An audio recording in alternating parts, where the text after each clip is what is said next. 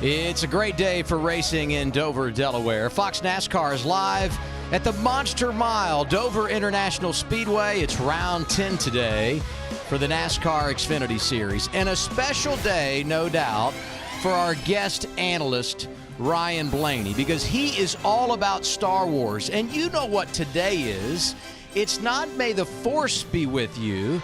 It's May the 4th be with you. And no one has more Star Wars knowledge than driver number 12, and he came suited up and ready to go. You got the tie and everything. Welcome in, everybody, with Ryan Blaney, Michael Waltrip.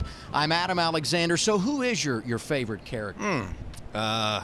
Michael's been. You've never seen any Star Wars, have you? Not a whole lot, but I love your You time. were asking about Wookiees today, and that's good, and Chewbacca. But I like Darth Vader. I have some stuff. A lot of Darth Vaders. I have like a 4-foot figurine that I like. Who's your favorite? I would say Chewbacca for sure. Yeah, that's where I'm going. Chewbacca. And he's a Wookiee, right? He is a Wookiee, yeah. You think a Wookiee gets the win today? Well, we could. Let's get to the race. And you both have won here. So if you can have one thing, one key to this event, it's what, Michael? For me, it's aggression. You really got to dive hard into these corners. This track is so fast. You got to be willing to take chances here to get inside of guys. And then when you get down there, Ryan, it's really hard to hang on to your car. Aggression is my key. That's a good point. And you know that ever since this place became concrete, you'll see that progression through the past 2 days and 3 days, you know, where the track will be white when we get here, and then as rubber gets put down on it, gets really dark and black and gets really slippery. So I just think maneuverability, be able to run on the bottom, middle, top, especially getting through lap cars like Michael said, that's a big thing, and you'll see that a lot when we get to the long runs. Last year it was all about Bell and Allgaier, but two kids have been quick this weekend. Their names are Custer and Reddick. In fact, Custer is starting on the pole. We'll find out who's fast in a moment. Right now we're going trackside for the command. And now, for the most famous words in motorsports, please welcome Colin Burrich, North American Sales, Allied Steel Buildings. Drivers, start your engines! The last 9 races at Dover, 9 different winners. Who grabs the checkers today? We are ready to rev on FS1. I'm really excited about the race today. Dover is one of my best tracks. I've had some success here in the past, so I'm looking to follow up on that today. We've got some cars to pass, but that should just make it that much more fun.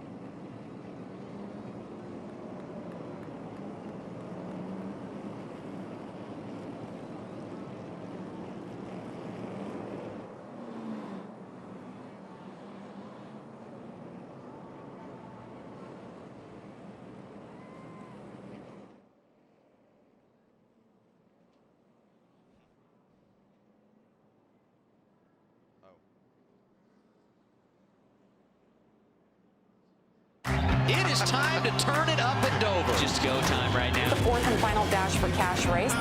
Underway at the Monster Mile. We'll get 100 grand today. Contact. Those guys were out of control. There's 100,000 reasons in front of you. This is going to get good.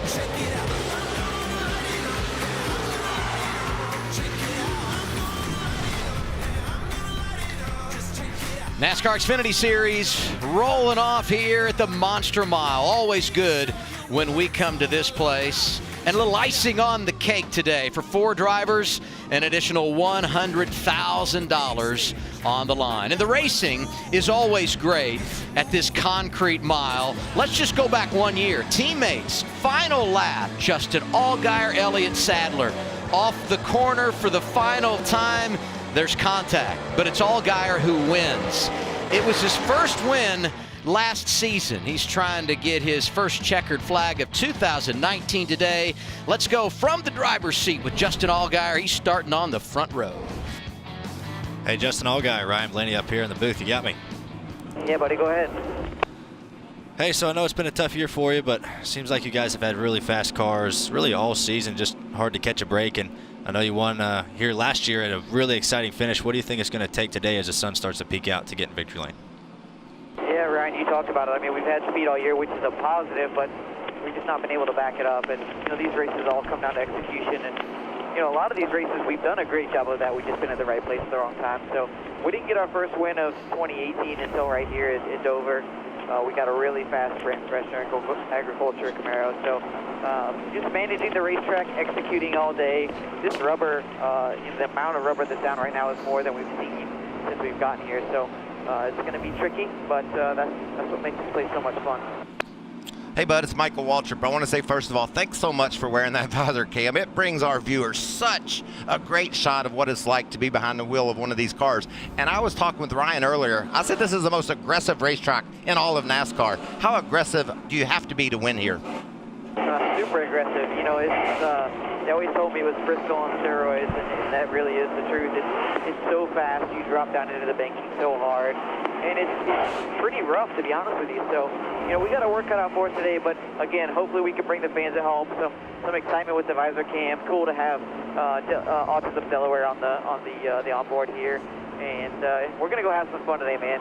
It's my mom's 70th birthday yesterday, so there's nothing cooler than to try to get her to victory lane and get all the folks in France there as well.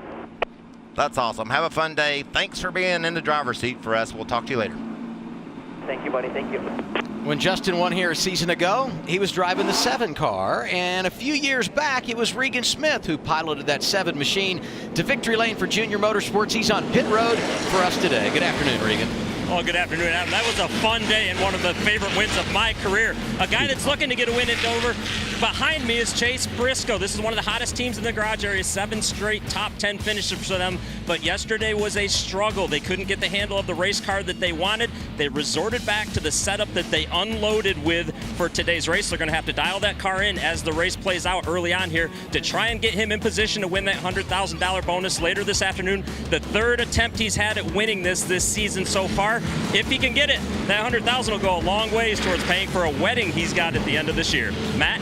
4 drivers chasing that dash for cash. Cole Custer isn't one of them, but he can certainly walk away with the trophy and a lot of money himself. Now, if you look at it, he's been on a great run. 4 top 3s in the past 8 races. A win today would be his 4th on a track of 1 mile or longer. And the last time a pole sitter won Dover in the Xfinity Series, it was 4 races ago. Adam, he couldn't pick a better day to have numerology in 4s on his side. And you talk about those drivers going for the cash. Here's the quartet that is set up for a big payday. Tyler Reddick, fast race car, won the big money last weekend. Gray Golding trying to pull the upset. Christopher Bell won $100,000 in the concrete at Bristol. And Chase Briscoe looking to get it for the first time in his career. 3 of those drivers love the dirt, and you're going to have to be able to adapt to this racetrack as it changes here today. There's our race analysis, and part of that adapting, Ryan, I think is the how quick this race is going to go by. 45 lap stages.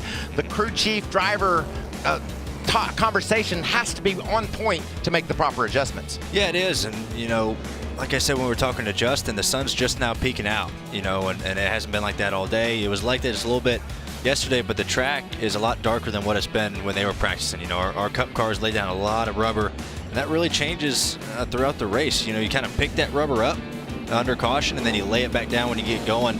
And I think you'll see maybe some guys take a chance of 2 tires today, you know, since it's such a, 45 laps in the stage, just try to get track position. But we'll see how it is out there. Leading the field today, the 2019 Toyota Supra. And right behind them, the top 2 qualifiers. We mentioned Cole Custer winning the pole, 8th of his career, 2nd of the year. In fact, Stuart Haas in the Xfinity Series has won 8 poles, all of them by the guy driving that 00 who chooses the outside lane. And you see the drivers going to the rear. A headliner here, Noah Gragson, one of our outstanding rookies, going to have some ground to make up from the jump. Yeah, that Wookie's going to have a long way to go to get there. But these drivers are really paying attention to the Truck Series race yesterday. We saw every start and restart one from that outside lane. Is that something that you saw coming, Ryan? Yeah, I figured that. You know, here in Bristol are pretty unique in that way, to where the top seems to just roll. You know, you don't really climb a huge hole on the top, then on the bottom, and they usually get a pretty good launch, but it is able to stay side by side. We'll see how Justin can do here. Sun is out. The cars are fast. Here we go at the Monster Mile. Cole Custer off.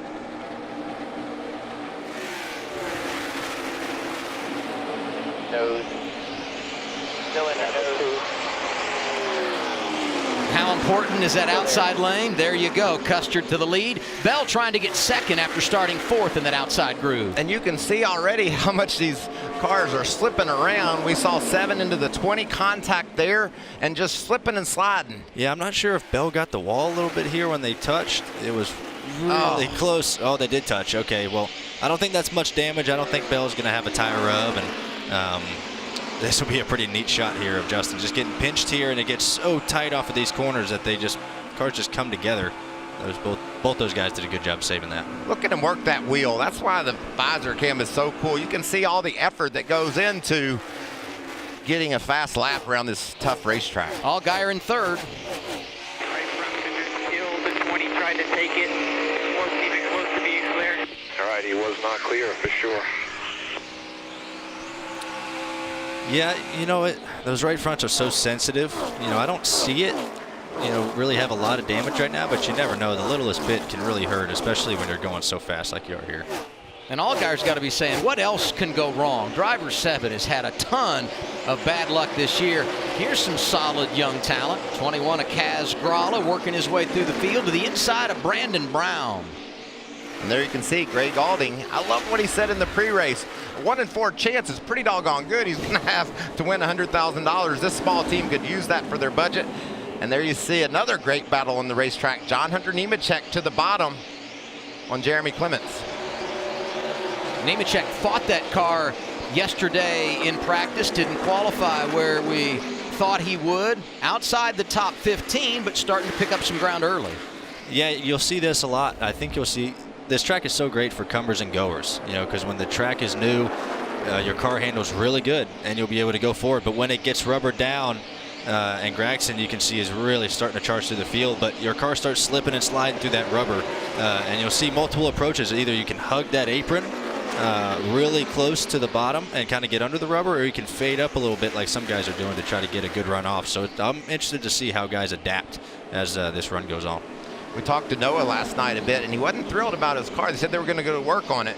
Those adjustments after qualifying had him to the rear, but man, he's running some great lap times and making some solid passes as he heads toward the front. Plus 18 in 8 laps. Now, the further he goes to the front, obviously the more difficult it's going to be to get around guys, but these stages are so short, you got to go get it while you can. Yeah, it wouldn't surprise me if they maybe started with a little bit higher air pressure on the 9 car just to try to get up there and try to get as close to the top 10 as he can before this stage is over. So we'll see, but it seems like he's charging really good right now. But like you said, Adam, it gets a little bit tougher as you get closer towards the front. Top 3 here last fall, Bell, Custer, and Allgaier. Top 3 right now, it's Custer, Bell, and Allgaier. There is a theme developing at Dover.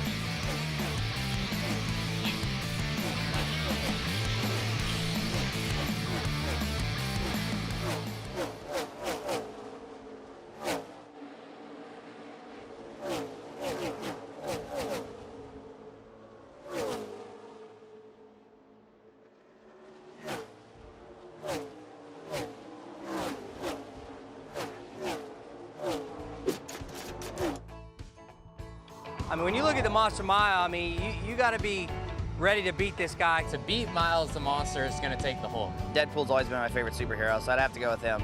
He probably wouldn't end up beating the villain. He'd probably end up just eating pizza with him. I would almost go with Ricky Bobby. I mean, he's like the ultimate superhero, you know. So I think if you want to beat Miles the Monster, you gotta go with Ricky Bobby.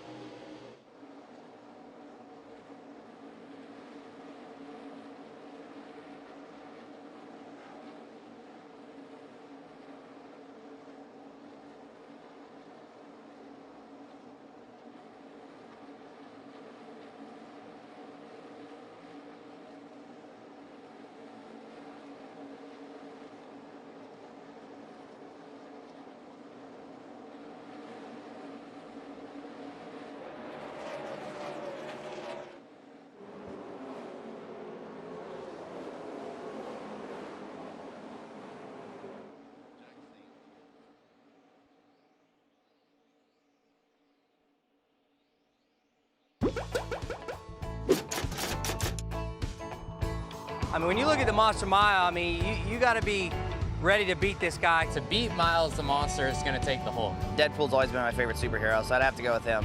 He probably wouldn't end up beating the villain. He'd probably end up just eating pizza with him. I would almost go with Ricky Bobby. I mean, he's like the ultimate superhero, you know. So I think if you want to beat Miles the Monster, you gotta go with Ricky Bobby. Chase Briscoe, he's not into superheroes. He's 100% racer. Ricky Bobby, superhero? Ricky what do you Bobby's think? the best superhero that ever lived. I'll say that, but so that's a classic case of it just gets, you know, you're dropping 15 feet into the corner, and the 18 thought he, you know, kind of pinched the one a little bit, and the one thought he was up there enough, and there's, you know, Herbst did a great job of saving that car. That was pretty impressive. I mean, we're running 160 miles an hour, and those things go sideways. What's that do to your heart rate as a racer out there, Ryan? It's already jacked up enough, and then when something happens like that, it feels like it goes up 100 beats in a second. He did a great job not overcorrecting. Yes. You know, there's so much load in the corner that it would be easy to overcorrect and kind of get to the wall. Did 39 have a problem? Adam, a little bit of concern down here in the 39 pit box of Ryan Sieg. He radioed immediately that they have a loose wheel. He wants to pit as soon as possible. They're looking for a wheel spacer to put on here to try and make sure that wheel stays tight when they go back out. And just as you said that, Regan, he drops off the banking and he's coming down. Loose wheel, first run of the race equals enormous frustration for a driver, right? It does. You know, that goes back to probably the wheels not being torqued, just sitting on pit road before the race. You know, you see a lot of loose wheels under pit stops, but the first run, that means something wasn't tightened in the garage area before the race, and that can definitely be frustrating, especially when he was up to 15. Yeah, and especially because we talked about the short stages. You know, he's not going to have an opportunity to overcome this, I don't think, in this first stage. This could put him behind for the rest of the day. And this is a team that didn't have the run they were hoping for last weekend at Talladega, one of their better tracks, coming off a top 5 2 weeks ago at Richmond. So you kind of felt like they were in a situation where they could go out, take advantage, get back on track, and already find themselves trying to dig out of a hole. Meanwhile, you look at Cole Custer and you saw the graphic. He's led every lap today. The key becomes managing lap traffic. He's already lapped up inside the top 25. The level of concentration, you can't miss here at this place. You can. It happens so fast that you're seeing 2 or 3 cars ahead just to see where they're running, so you can plan a couple laps ahead where you want to pass those guys, as we have a battle, looks like, for 4th. Didn't last long. There goes Reddick to the outside of Austin Cindric. How's last week's winner doing, Matt? He's moved up to the high side. What a great streak he's had over the last 6 races. His average finish has been 2nd. The car a little tighter down on the end of 3 and 4. In fact, he was saying that he was losing the nose more so. That's where he was losing the time, just cutting the center of the corner. But you can see he's on the move. And Ryan nailed it at the beginning of the show. Versatile. You got to be able to move around, not only for lap traffic, but he's up there because he's found some extra grip. You know that he's the first one that's going to go searching for that extra grip, even if it is right out next to the outside wall. Yeah, it is. And, you know, Tyler does a great job at searching around. And as the sun comes out, you know, the racetrack is going to take more rubber, and you're going to see cars moving around a lot. And Reddick has found some speed. I mean, he's a 1/10 to a 1/10 and a half faster than our top 3 right now. And he just keeps pushing that groove up. But you have to be careful when there's no rubber on it. It really hurts your stuff, but he's definitely making up a lot of time right now. Well, we're 25 laps into this race, too, showing that he's good on the long haul, which could be key in the final stage when this race will be decided. Let's go side by side on FS1.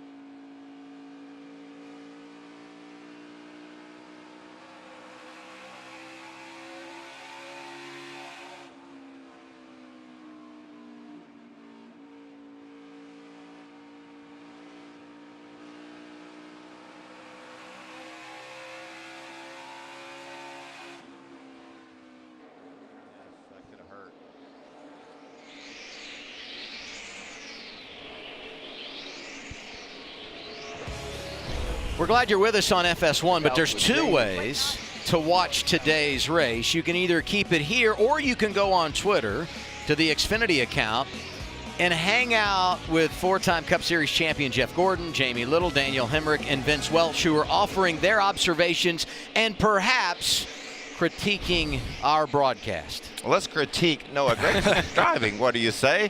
Check this out. You talked about if you get up there, it can get a little bit dicey, and that was a nice job of minimizing the damage when Noah Gregson in turn 3 here got a little too high. It is, and you know, you can kind of see it there, just all that dust that's out of the groove. You know, you kind of have to slowly work your way up, and he just kind of jumped the cushion, I guess you could call it, and just got into the wall. Allgaier seems to be running really good right on the bottom. Bell's moved up, and now he moves back to the bottom, so that figures. But Allgaier seems to be moving forward pretty good.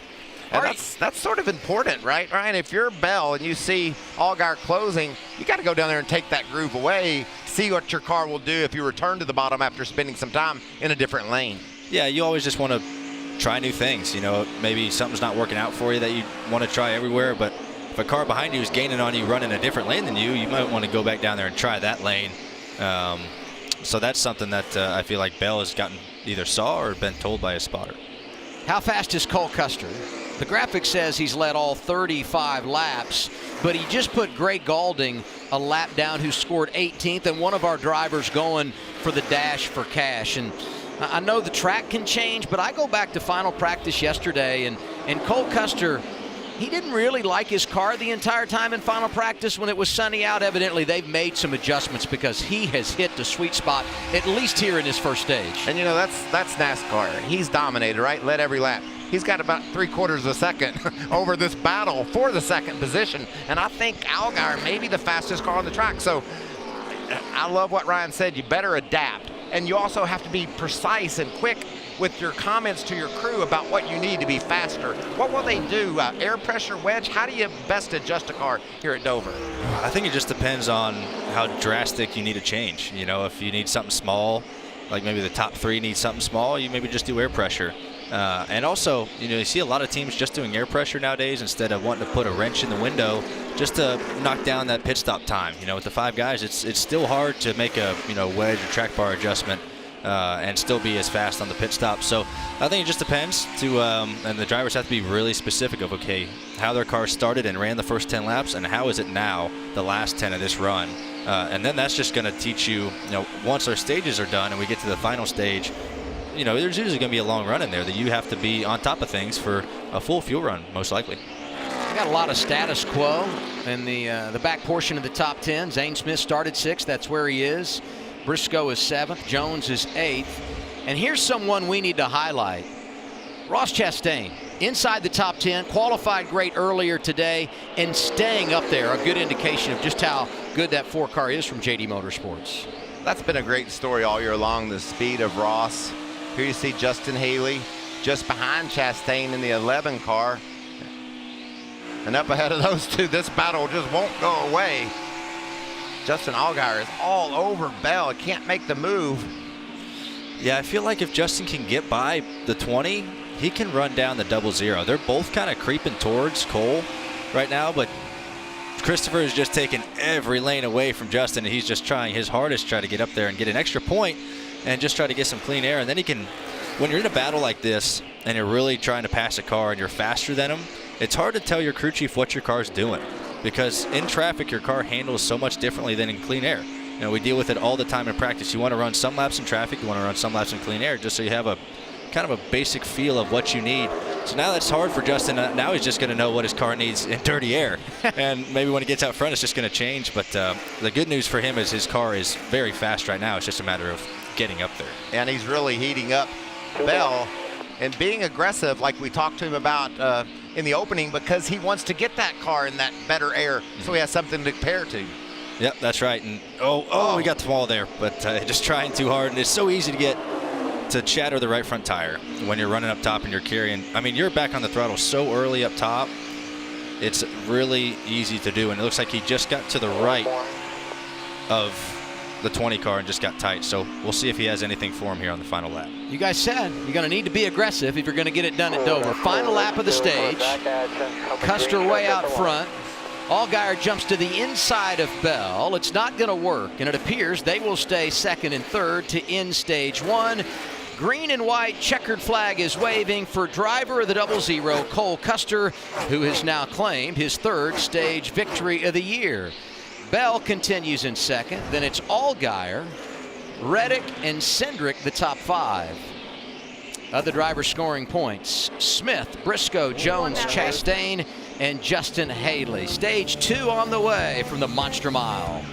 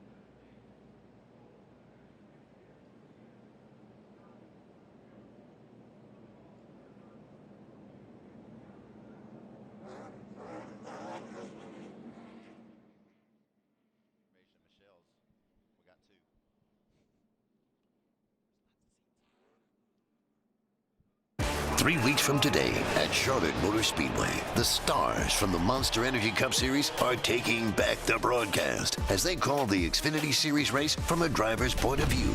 I've never been more nervous in my whole life. Ricky, what are we going to do? Tune in Saturday, May 25th at 12:30 p.m. Eastern, where the drivers only broadcast team is live from Charlotte. We need to put quotes around drivers only because, yes, we're adding Chad Knaus to our coverage. You're going to go from the booth to pit road, huh? Yeah.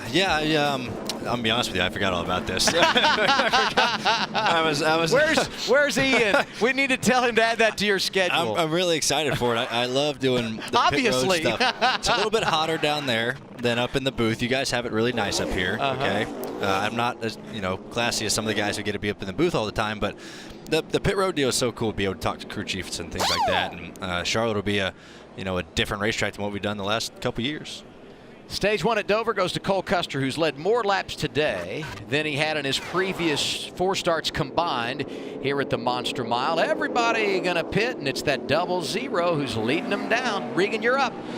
Well, Christopher Bell's going to spot his pit stall. It's the very first pit stall in. This race car is extremely loose right now. He was adamant that he wanted it tightened up some. Needs a drink bottle. They're going to take a big swing on this pit stop so they hopefully don't have to on the next stop. The 8 car of Zane Smith, his race car is too tight in the center of the corners right now, but he is struggling over the bumps as we see him pulling into his pit stall. He wants to be freed up just a little bit for the middle. Matt? And Cole Custer went deep in his box. He said he'd love to have his race car turn a little bit better, but he doesn't want to lose the security in the back. They're going to add a piece of tape to the front. Meanwhile, the 7 of Allgaier, winless in the last 17. He says that rubber on the racetrack is just super slick to the center of the corner. His car was on the tight side. Seeing that number 1 pit stall is Michael Annette. He won the pole last weekend at Talladega. Doesn't pay off big for them here. Custer holding serve leads him off. Allgaier was second, -1 for Christopher Bell, Reddick, and Jones. The others inside the top 5. Great effort by that 19 team, who goes +3 on our first stops of the day. Let's hear from Cole Custer. Hey, Cole Custer. Ryan Blaney up in the Fox booth. You got a minute? Yeah, I got you. Well, good job on that first stage. Led every lap, and looks like you were moving around pretty good. Looks like you can run the bottom, middle, top.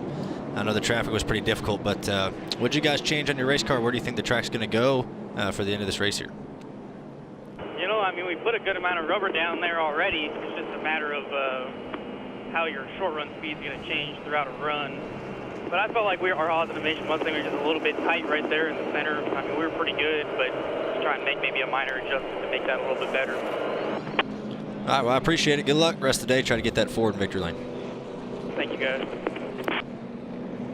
And 3 speeding penalties we need to tell you about. John Hunter Nemechek, Kaz Gralla, Michael Annette, all going to have to drop to the back on the restart. We'll have the restart when we come back.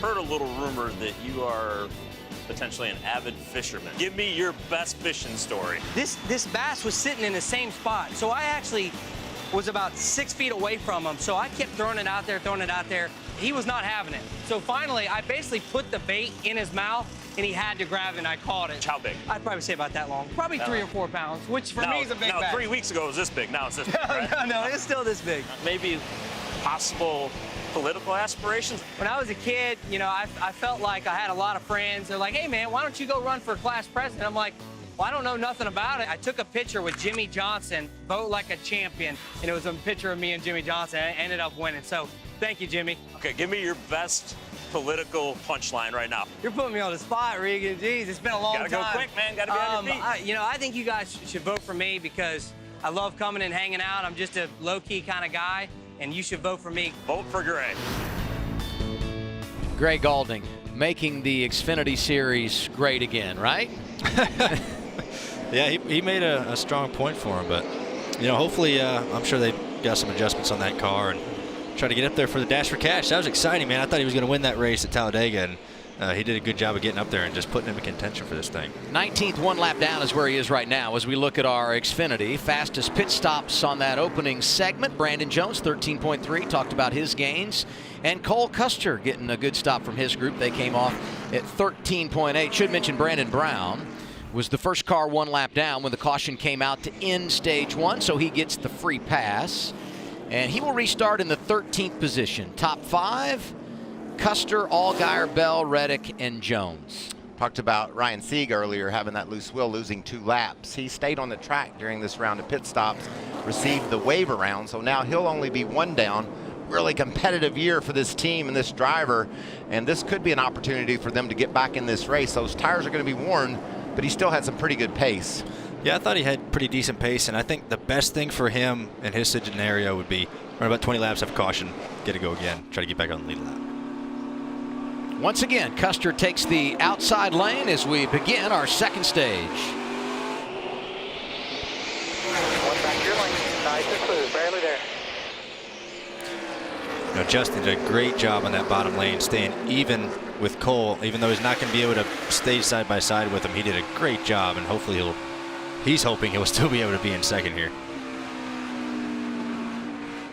Reddick running that high side. Yeah, we talked about aggression earlier, and this kid's all about aggressive, and he's going to take advantage of rolling around the top and getting second away from Allgaier. It's so easy on these restarts when tires have a lot of grip. Really, when you have old tires, to pinch that guy on the bottom down, just because, when you're climbing up out of these corners on exit, your car gets so light, and when there's a car right on your outside door, it's so easy to get loose. So you see a lot of people pinching cars down early in runs on restarts just to motor around them. It's just so easy to do, and you have to be really careful if you're that inside car. With these tires, Ryan, can you feel a difference if you run really hard for 4 or 5, 6 laps? Do they go away sooner? Or Yeah, I think, here obviously you have to run 110%, just try to hit every little spot you can. But when you kind of settle into your spot and you're not really battling anybody, you might not go as you might go 95% just to try to, okay, let's have the rubber get back laid down on the racetrack. Let's see where my car is going to go and if I can start moving up towards here, because right now the track is so fast when everyone picks the rubber up under caution, it's super hard to kind of just make moves right now. So you want to wait a little bit more, and maybe your car will come to life better than others when the track gets rubber down on it. Could you imagine spotter Derek Nealon trying to tell Tyler Reddick, we need 95% out of you, buddy? I don't think he knows what that means. I don't think so. He's 105 all time. You said the words aggressive. I would say with him, it's attack, because that's what it always seems to be when he's behind the wheel. Let's hear from our race leader, Cole Custer. Did you understand him? Not at all. We all looked at each other to say, what was he saying? And then we heard from the spotter stand or the crew chief that they couldn't understand him either. What are they dealing with, Matt? And that's an adjustment that they would have loved to have been able to make. The issue is you heard him talk after that stage win, and you could hear him on the radio. Once back to green, the noise here is tremendous, and he just does not cut through. The microphone is too far away from his mouth in the helmet, so it's going to be a little bit of a challenge today. And this place does remind me of Bristol in a lot of ways. Not only is it concrete, it's just really loud here. It's so hard to hear down in the infield, and obviously for the teams as well, as you watch Chase Briscoe getting 7th back from Brandon Jones, the 19 going in the wrong direction since the restart. Michael, you told me earlier in the weekend that we've got a big 3 in the Xfinity Series. Custer, Reddick, and Bell would be the big 3. They've won the last few races, and they're out front here today. We're almost halfway through stage number 2 at Dover.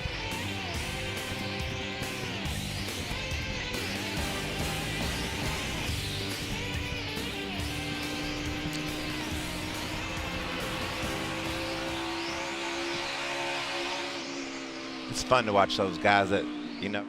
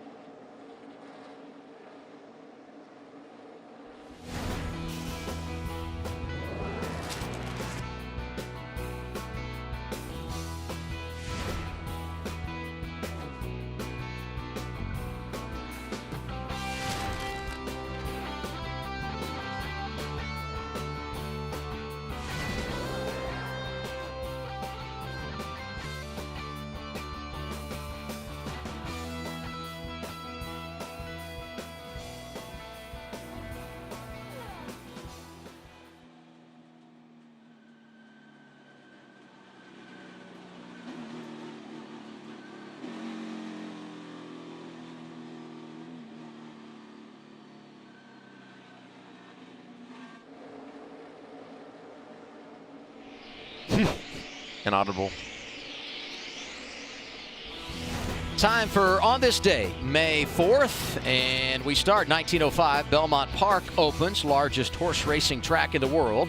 1957, first primetime network rock show hosted by Alan Freed. Just 8 years ago, Star Wars Day celebrated for the very first time. And we couldn't go May 4th without reminding you what happened in 2013. It was the second career win in the Xfinity Series for Fox's own Regan Smith. That happened at Talladega. So we're on our way here in our second stage. Early observations, the kid Cole Custer, he came to play today. He did. You know, he's been fast all weekend, all race long. Obviously led pretty much every single lap so far, and seems to have a really good short run car. Seems to have a pretty good long run car, but I think, you know, once you get that first pit stop out of the way, you can work on it and figure out the issues you need to be better. And what about the performance by Zane Smith? The kid, again, is getting the job done.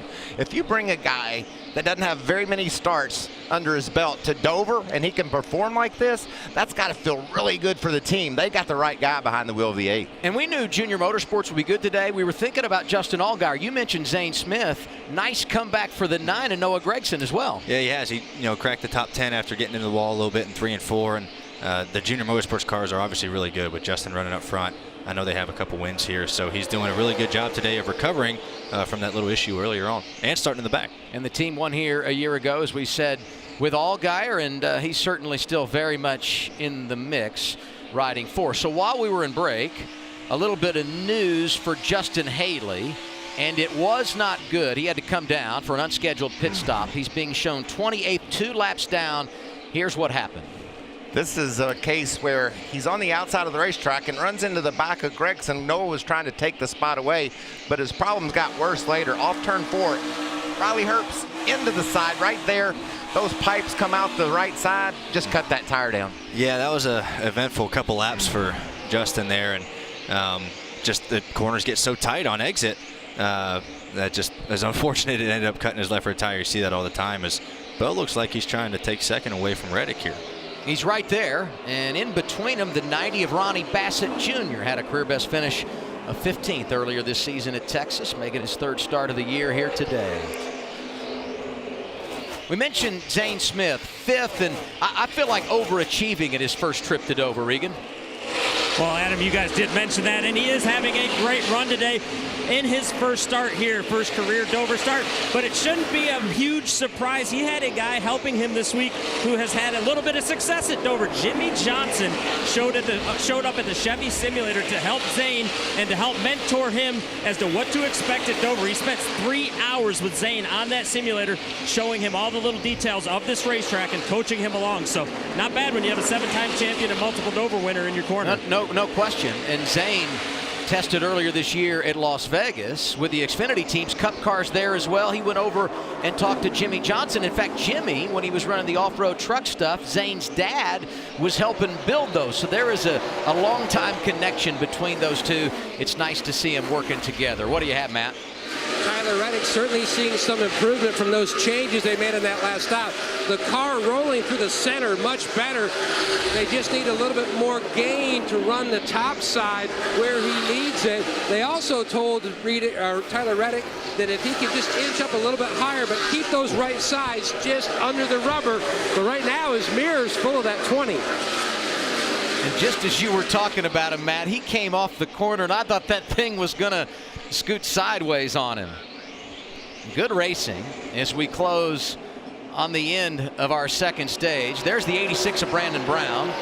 Fast car in practice, qualified pretty solid. Actually lost a lap, got the free pass, and in 15th right now. Yeah, racing alongside 39 of Ryan Sieg. And Ryan and Brown got together up the hill he went. But watch this.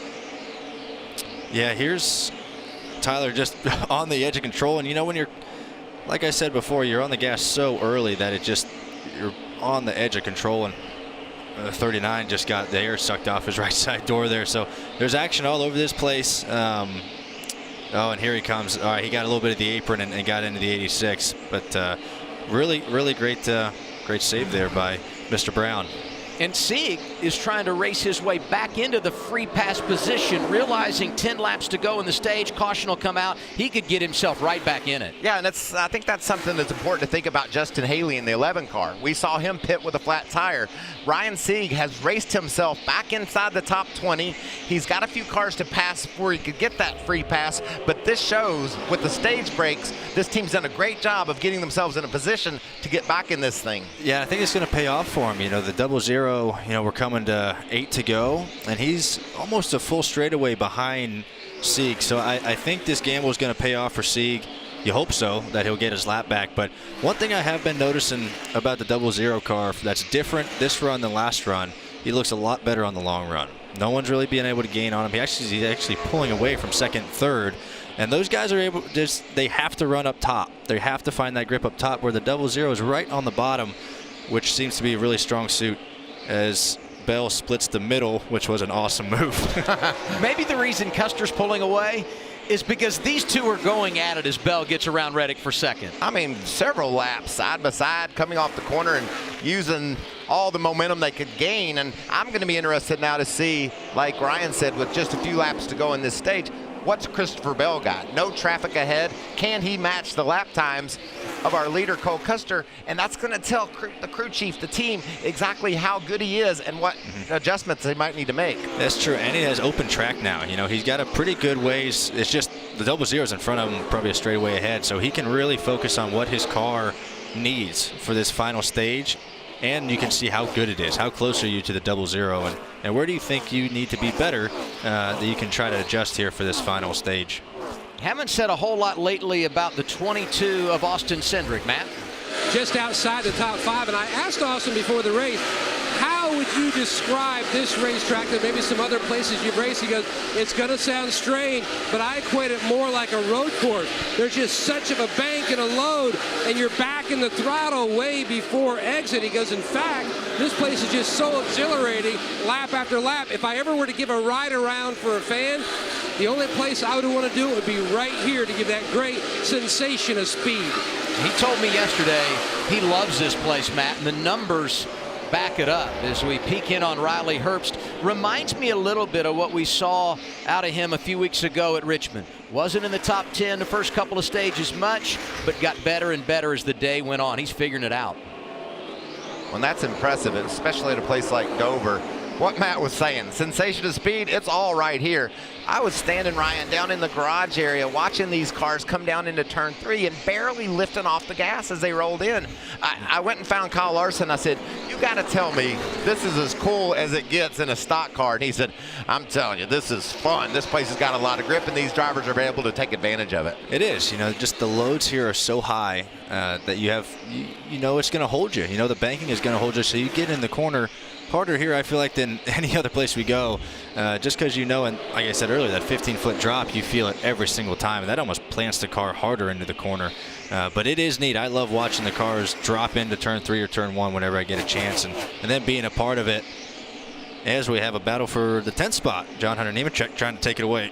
And maybe bigger than getting this stage point is the fact that he had a speeding penalty at the end of stage 1. He's coming back. Michael Annett doing the same. It's the final lap of stage 2. Cole Custer said, Miles the monster? Are you kidding me? He's just punched him right in the nose. Led every lap so far, and he swept the first 2 stages here at Dover.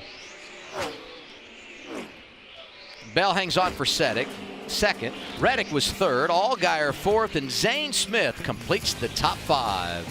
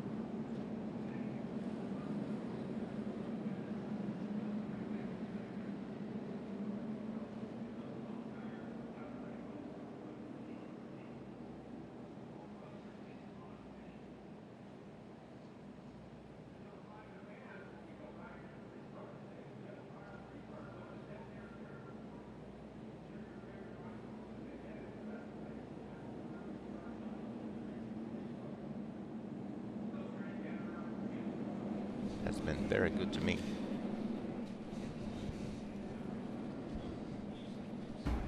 Coming up next, MLB returns to FS1 with the Cardinals battling Chris Bryant and the Cubs as they renew their historic rivalry. It all starts next on FS1 and the Fox Sports app. You know who's a big Cardinals fan? Randall Burnett, crew chief for Tyler Reddick, who got his first win on the box last weekend at Talladega, so we offer our congratulations. Yes, we are under caution. That flag reminds me of a special flag experience you had here at Dover one day. That's right, I remember that. But you take a look at the big 3 this year with Bell, Custer, and Reddick, and You can't argue with that. You said under break, Adam, that if you argue with it, you're not very smart, because these guys have been the class of the whole Xfinity series all year, I think, and they've shown it definitely today with running in the top 3. I love this guy. I'm going to make him my favorite to be the 4th of the big, become the big four this summer, because Allgaier is just so good behind the wheel, and that team started the season strong and then stumbled. The speed's been there week in and week out. He needs an adjustment, though. They can't do anything right now with Custer or Bell, so let's see what kind of adjustments they make. Pit road is open. They're in for the second time today, Regan. Well, Christopher Bell still needs to be tighter on entry and landing with that race car. Their last adjustment affected the exit of the corner. He was too tight on exit. They're going to reverse a little bit of that and try something different on this stop. The 8 car of Zane Smith having a great run for a rookie. He is tight late center and off of the corners. The bumps make that race car get continually tighter as he goes through the corner. Matt? Cole Custer again. Team members have to catch up to the race car. Great car last fall, finished second yard in the competition today. Last 15 laps, he took it a little bit easier on that right front, just building too much tight. Very similar to the 2 car of Tyler Reddick. He said the car holds longer before that tightness comes in. Air pressure adjustments around. Tight race off pit road, and this is one of the more difficult pit lanes in NASCAR. Works out good for Justin Allgaier behind Custer and Bell, who stayed the same first and second.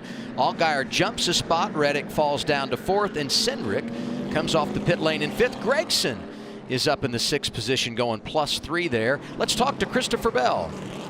Hey, Mr. Bell. Ryan Blaney up in the Fox booth. You got a minute? I got you. Hey, well, it looks like he had a heck of a battle with the 2 car there before, and he did a great job of splitting the middle there and getting a second. And then I thought you run down the 00 just a little bit. So what do you guys need for this final stage, you think, as the track gets more rubber on it as you run? Yeah, man, it's tough. I was a little bit loose there on the first stage, and then we got a little bit tight on the second stage. So 00 is really fast. It's hopefully we can snooker them in traffic, though. All right, well, we'll be watching. It's going to be exciting. Have a good one. Good luck down there. Thanks. So much about balance, and the 20 trying to find it for the final stage. Everybody trying to run down Cole Custer, who's been the man today.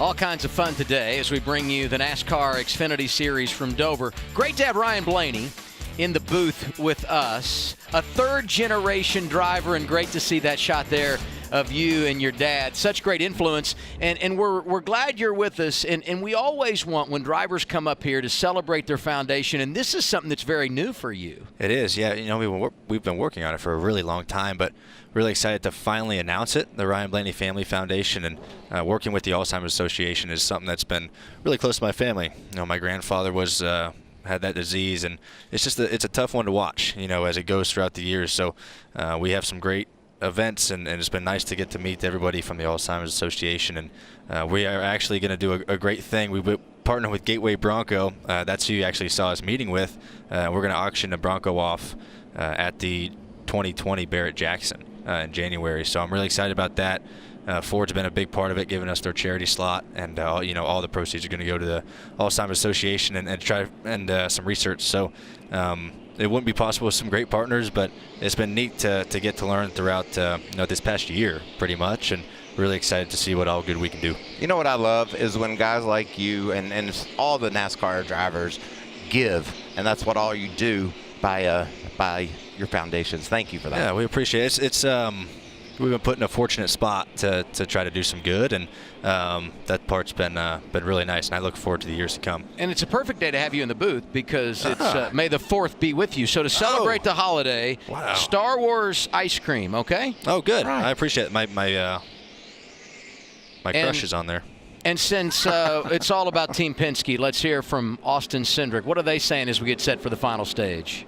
Oh, hey, for you in Overstreet, your pit code is Jedi. Figure you'll enjoy that. 10-4. You got me really concerned there for a second. What, you think I was going to audible on something different there? I think that's the first time you've called out a pit code all year, so you never know. Copy that, Jedi. Cindric's another Star Wars guy. He is another Star Wars guy, and you know, everyone has their little pit codes, and that's a pretty good one. I might have to do that for tomorrow. I'll have to change my stuff up. But free pass went to Timmy Hill. He'll restart 16th on the lead lap. Ryan Sieg stayed one lap down. Justin Haley took the wave around. He's one lap down, restarting 24th. Outside lane again for Cole Custer into turn 1. That was a great restart by Christopher Bell. He actually beat Custer to turn 1, but as we talked about before, you just get pinched down there on the bottom, and it's Bell will have to really defend second place here. These crew chiefs now have had 2 chances to adjust on these cars. Who made the right call for this last run to the checker?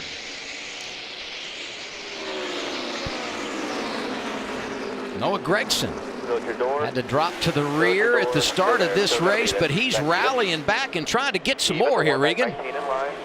Adam, that race car has been very good all day long. The biggest complaint is that he's been free, but on that last pit stop, his biggest request was for an ice pack. It's very hot and humid out here today. A lot of times the drivers like to shove that ice pack into their chest to cool them off when they're on the racetrack. Me personally, I could not ever do that. I didn't like having that inside my seatbelts and really close to me like that. What about you, Ryan? Could you do ice packs? I didn't, Regan. I was with you. I don't like that. Anything else other than my body, the seatbelts just felt really weird on, and I didn't feel like I was very secure when I had ice packs. But you know, you can't blame them. This is a tough racetrack, you know, and we've had just 2 green flag runs. There's been no caution breaks except for the stages. You're driving really hard out there. It is physically wearing on you and mentally as well. So I don't blame them. And then we run twice as long tomorrow. So hopefully I won't need an ice pack by tomorrow. Used to be 500 laps here, Michael. Oh, it did. And this was one of the toughest places on the whole circuit back in the day. It used to be asphalt, and the entry to the corners were so much different. Now the pavement, but today the loads are so much greater, so there's always a trade-off. Good day for Junior Motorsports. All 4 of their cars are inside the top 5, and you see Nemechek and Gralla there racing just outside the top 10. Remember, both those drivers penalized at the end of stage 1 for speeding on pit road, so they have battled back nicely. And right behind them is Chase Briscoe. He's having a kind of an off day for that team. I was surprised to see him back in the 13th position. You see Kaz Gralla racing on the inside here of Briscoe, and loose was Gralla down low. Yeah, Briscoe, one of those drivers going for the $100,000. This is our last Dash for Cash race. And right now, that battle likely going to be decided between Bell and Reddick, who are second and third. We'll continue to follow their progress and highlight those guys in red as we go throughout the afternoon. 95 remaining. You know, we saw Ryan Seek have to pit for that loose wheel, and it looks like right now he's the first car lap down. So they've been running really fast, actually. I've been watching their lap times. They've been really good. Kind of on older tires that last run than other cars, and I think his car is there. He just needs a break to have a caution and have a shot to get back on the lead lap. Wow, what about that move by Kaz Grolly? He just shot right up in front of Briscoe and was able to grab that spot away. Kaz has got a good car. Only his third start of the year. I'd like to see him full time, because on the short time together, he and Justin Alexander, his crew chief, have done a really nice job at Texas, Richmond, and this weekend. We talk about 3 completely different tracks between Texas, Richmond, and here, and it seems like he does a great job, and these cars are really hard to just jump in and learn to drive and figure it out week to week, especially when you're not working with a crew chief on a consistent basis. So that just shows how quickly he's a great learner and wants to be better and knows what to change on these cars to try to get better throughout the weekend and throughout the race. You know, we hear, oh, did you see that correction in there? We hear the crew chiefs talk about the bumps into turn 3. Watch as he dives off this back straightaway down into 3. His helmet, his head, all the movement there is there. I mean, that's just at 160, 70 miles an hour, and he's trying to focus on making the corner, and you're shook all around before you get there. Yeah, and you know, you can see it on, like you said, on the entry here. He'll kind of rise up and then drop into the seat. And his head is constantly moving. You know, this racetrack is kind of paved in sections. You know, it's all sections, and they're not even a car length apart. And every time your tire or car hits one of those sections, it's just a big bump. And almost it feels like a basketball. You have basketballs for tires, and that's really hard to keep your head still and focus on where you're going. If it's shaking you so hard, but and actually it gets worse as rubber gets laid down on the track and as you move up. So that's something that is, you know, we talked about getting tired. That's another thing that is very distracting and can really wear you out. This is a battle for the 11th position. John Hunter recovering from that issue earlier. And these guys just behind Riley Herbst, who's spent a lot of time right there in that 10th position today, Matt. Certainly having an impressive run. His third career Xfinity start. He did run here at Dover back in 2017 in the K&N Series. Had a 7th that day. At the end of stage 1, they made a huge swing, adjusting that chassis still on the free side. But the biggest advantage he has is his spotter, the High Plains drifter, Rick Corelli, not only giving him suggestions on how to change up his line for how the race car is, but just the flow of the race itself. It's impressive to listen to. Well, and Matt, while you were talking, we saw how loose that 18 car was. He dove down into turn 3 and about hopped out from underneath of him, but he was able to hang on to it and continued to heat up Noah Gregson for that spot inside the top 10. And for he and Gregson, it's more than just a position on track. He and Zane Smith, those two and Zane Smith grew up racing cars together. In fact, Herbst and Gregson went to high school together at Bishop Gorman out in Las Vegas. Right now, Riley Herbst taking classes at Arizona State. All West Coast guys that have been together for a long time.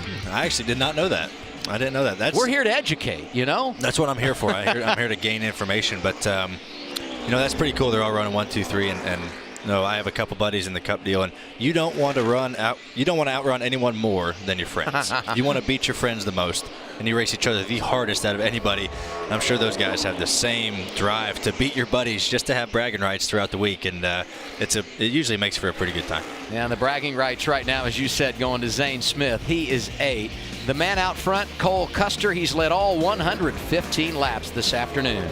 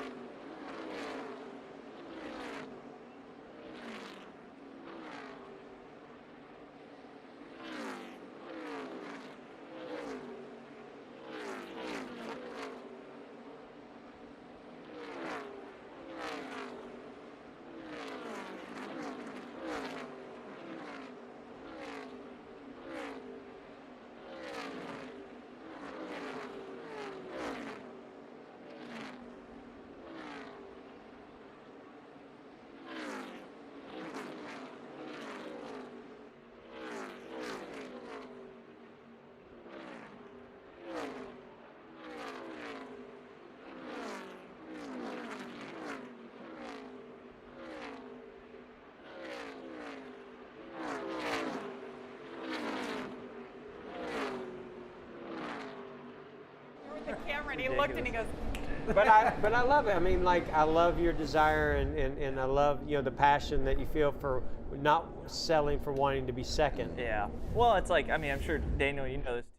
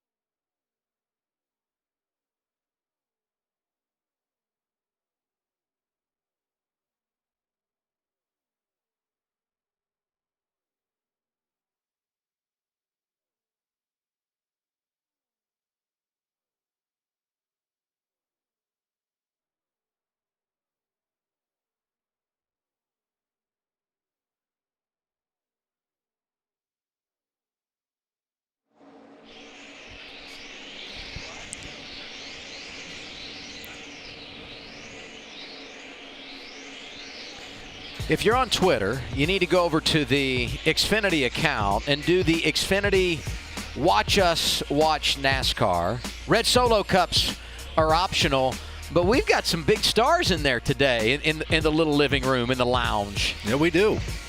We sure do. And the star this weekend for us here at Fox NASCAR is our director, Artie Kempner. On Thursday, up in Wilmington, Delaware, at the DuPont Country Club, we had the big Drive for Autism golf tournament. And you can see the Colleague Racing team doing their part, donating $10,000 to Autism Delaware. Thanks to Matt Colleague, Chris Rice, and everyone with that race team. And I was hoping Justin Haley could go out and get his first win today. It might not happen, but this team is battling back from that tire issue they had earlier. And by the way, if you want to be a part of Drive for Autism, go to delautism.org. That's DEL autism.org. And while they've gotten themselves behind, he's trying to battle back here, talking about Haley, Michael. Yeah, his story's a whole lot like Ryan Sieg's. They're both a lap down. Ryan is in the free pass position now, but he desperately needs a caution, as does Haley.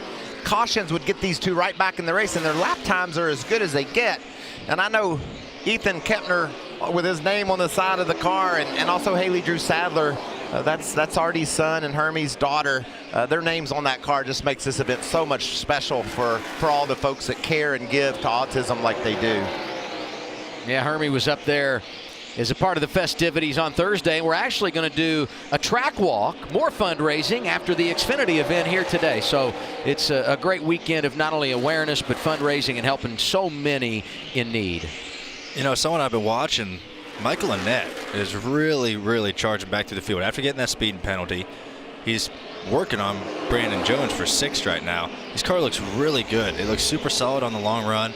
He just ran down and passed the 8 of Zayden Smith. It really seems to be coming to life. And I think if he can get by the 19, he can kind of keep charging forward. But that's someone I really want to watch as this run gets longer and this race goes on. Yeah, you talked earlier, the cars will change after you run 50, 60 laps. There's 75 laps to go, just inside 75 to go to the checkered flag. The pit window is open if something were to happen here, but these cars are starting to go into territory they haven't run yet with the tire wear. Yeah, I'm not sure what crew chiefs are going to do. You know, you can go about, like you said, 75, 80 laps on fuel, and there was probably 100 to go by the time we went back green. So, you know, you don't know. That's kind of if you split up the stages, I think some crew chiefs are going to go long, kind of run it maybe to 65 or 70 or something like that. And then see, just so you have a little bit fresher tires towards the end, and that way you run it long to usually some cautions. You might see some tire problems or things like that, of, you know, too much brake heat or something. So it'll be neat to see when cars start coming to pit road if we don't get that caution. Man, that's a bold call to split it in half, though, isn't it? In this relatively short race, caution flies at the wrong time, and your day is done. Yeah, you see that bite people all the time. If you try to split them up, pit early, which there's benefits to doing that, where you have fresh tires and you can gain some time, but you're going to go a lap down here. Just it's so small, and you're just worried that if the leaders do, or somebody that's ahead of you does do the long pit deal, you're just trapped a lap down, and that ruins your whole day. We were talking earlier about Chris Buescher, who won here 2015, went on to win the championship. I understand fuel windows can fluctuate and number of cautions and all that are a contributing factor. But just as a baseline, when he won the race here in 15, he won the final 102 laps. We went green in this final stage with 100 to go. I don't think anyone's thinking that way, but crazier things have happened here at the Monster Mile. Cole Custer out front.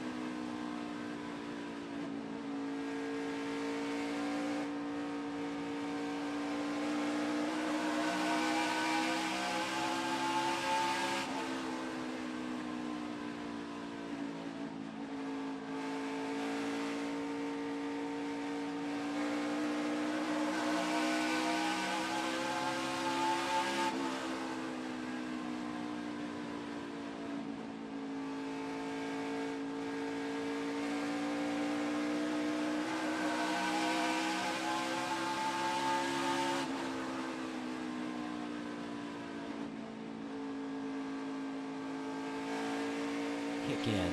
When does it?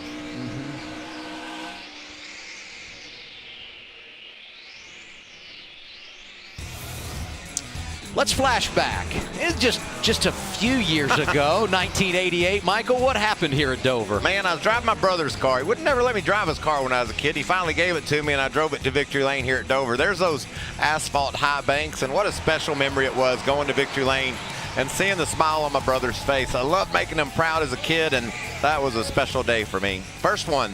You won in 88.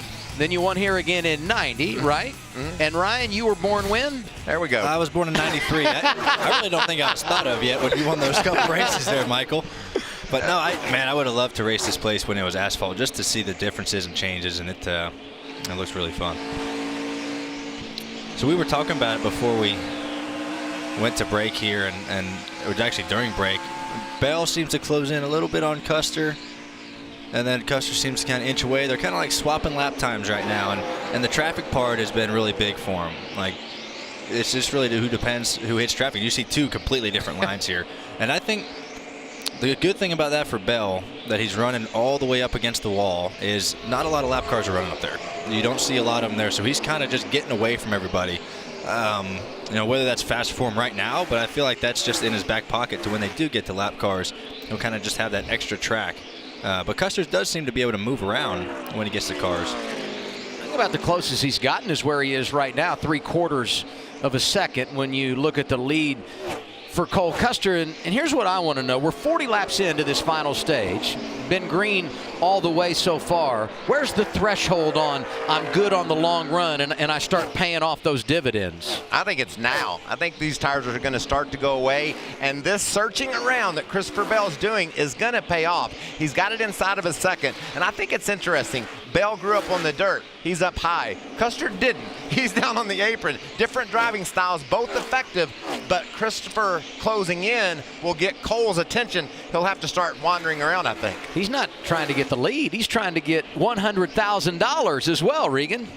Well, he is trying to get that money, and that's a big deal to all these Xfinity teams, Adam. But something Jason Radcliffe was worried about earlier today and was adamant that he didn't want to make the mistake of was over-adjusting for the first 10 laps of a run. He wanted to make sure they were good on the backside of a run if we did get this long run at the end of the race. And as we know, the rubber peels off of this racetrack on the first 10 laps, so he did not want his race car to be too good at that stage of the race. So far, this thing's getting faster as the run's going on. Oh, Jason Ratcliffe's pretty sharp, isn't he? He's got things figured out down in that box. He is a pretty sharp crew chief, and that's a great point he made. That's what you want.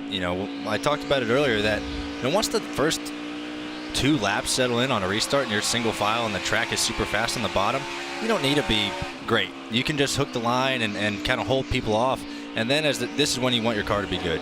40, 50 laps into a run, that really shows the strength of your car. So we'll see. It'll be exciting towards the end of it.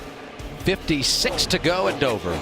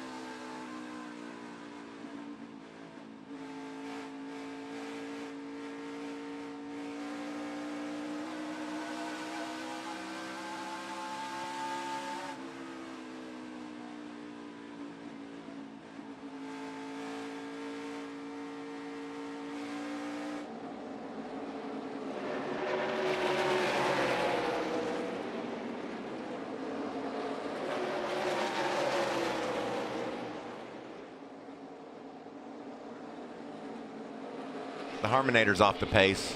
Old 00 is getting loose. Is he? Yeah. 3/10 that lap. 3. We've reached the 4th quarter of our Xfinity race here at Dover, so let's take a look at the Mobil 1 race summary.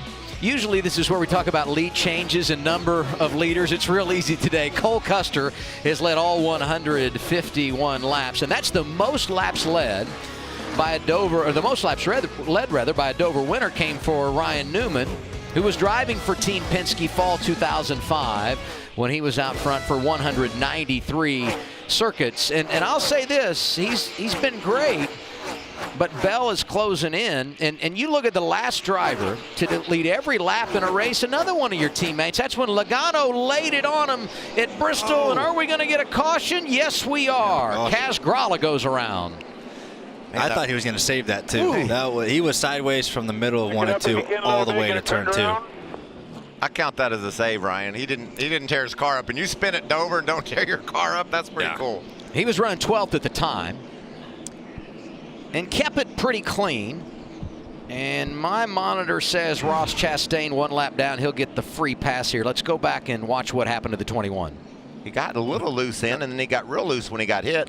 That'll make you looser when you get hit in the left rear a little bit. And you know, I think that was just a deal of he got loose in, he had to check up, and John Hunter just tried to probably honestly just get him a little bit loose with air, just to try to get under him in the next corner, and just might have tapped him a little bit there. But that's hard Dover racing. I'm sure he's hot, and I know he's screaming right now with that thing spinning around. We did get confirmation that Ross Chastain, who has scored 13th, will get the free pass. And we'll have pit stops with 46 laps to go. Everybody comes down here, and this is where those crews have an opportunity to shine. It is. You know, this is your money stop, and trying to either maintain the lead or gain a spot. You know, a lot of things can go wrong here. A lot of things can go right. So we'll see what happens. What you got for us, Regan? Well, Christopher Bell spots the pit stall, the easiest pit stall to find. That first one in. His race car, he needs some turn on exit for the long runs, but because this is going to be a short run, he just wants him to be a little bit freer, landing a little on the splitter as well at the start of that last run. Brandon Jones, a great run today. He is tight on exit. Then the car snaps loose after that. Matt? And the 00 inches his way into the box. The crew going to work. Sean Cotton, former college baseball pitcher, on the jack, getting that right side up. Now, Cole Custer said that after about 15 laps, it felt like that the car started to get into an over-rotation feel, an air pressure adjustment there. You can already see the chassis adjustment for the 2 of Tyler Reddick.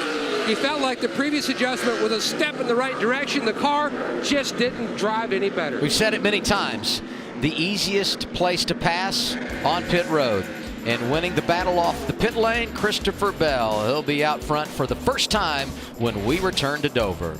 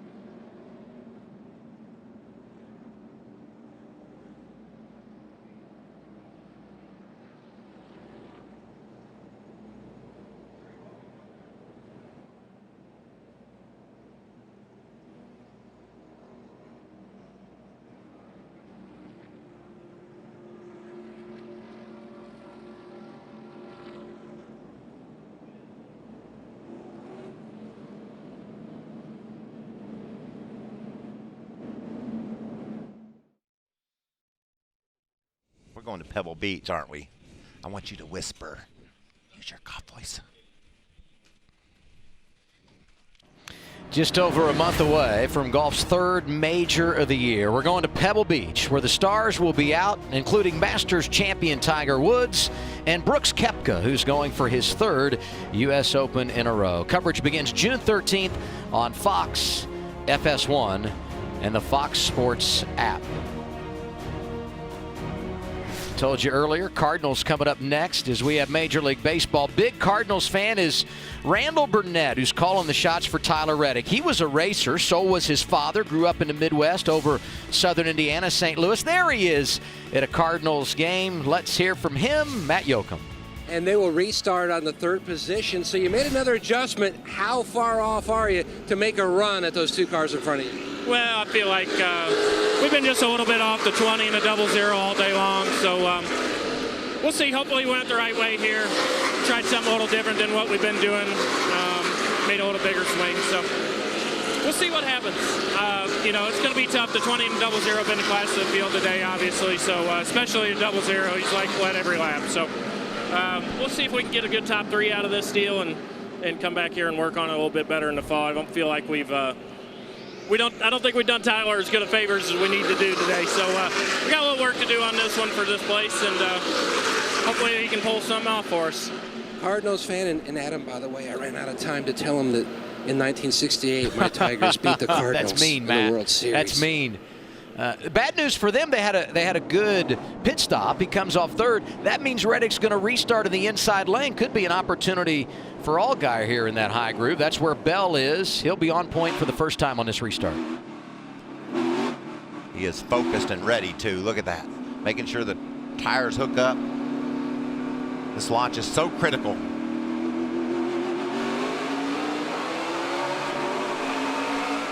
Evened up. 9-1, I'll see you.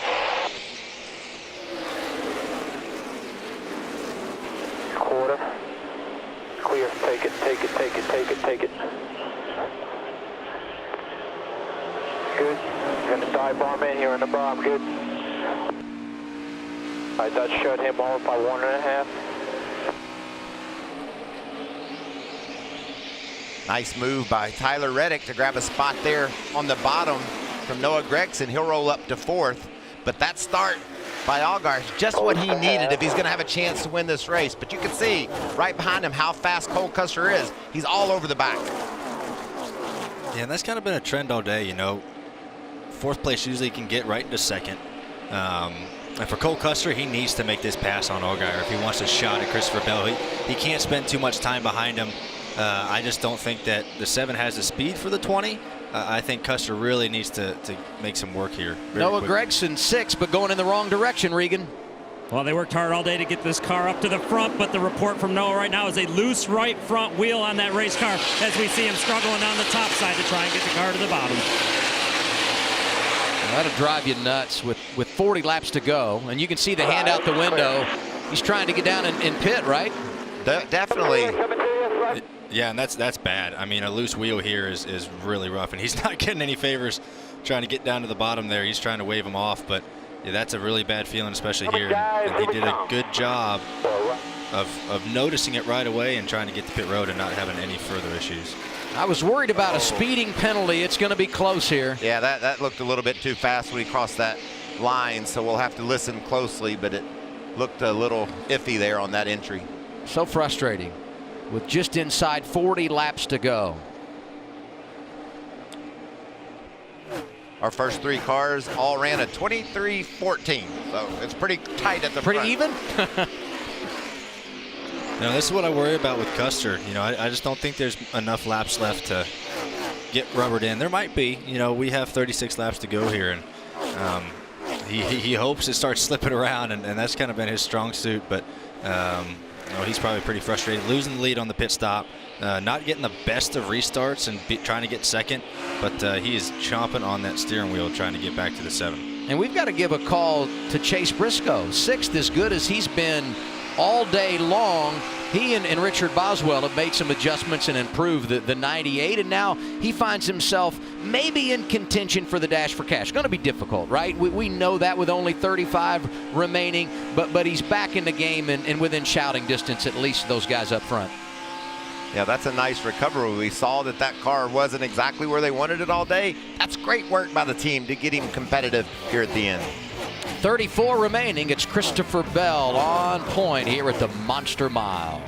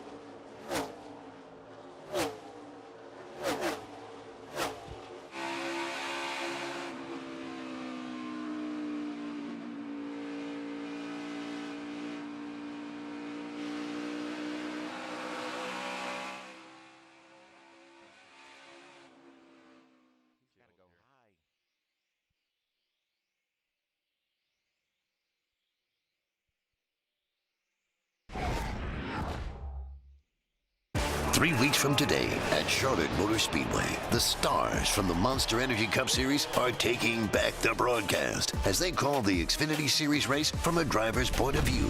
I've never been more nervous in my whole life. Ricky, what are we going to do? Tune in Saturday, May 25th at 12:30 p.m. Eastern, where the drivers-only broadcast team is live from Charlotte.